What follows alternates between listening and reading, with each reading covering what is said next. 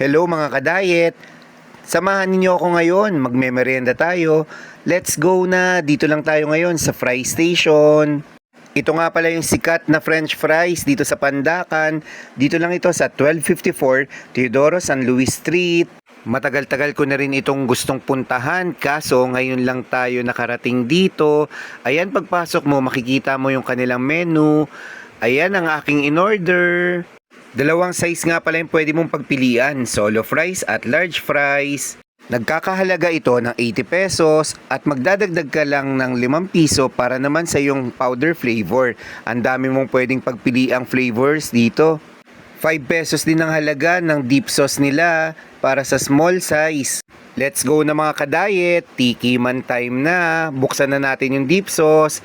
Itong una nating titikman, ito yung sour cream flavor nila.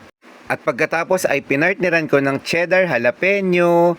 Okay din eh, pwede silang mag-partner. Masarap din to para sa akin. Check na check ang pagka-chili pepper niya. And on to the next, ito naman yung kanilang barbecue flavor na french fries. Masarap siya kahit wala pang dipping. Pero pag pinartneran mo na ng kanilang mayo garlic, ay ma-appreciate mo talaga. The best, masarap siya. Ano pang inaantay mo? Let's go na mga ka-diet. Till next time!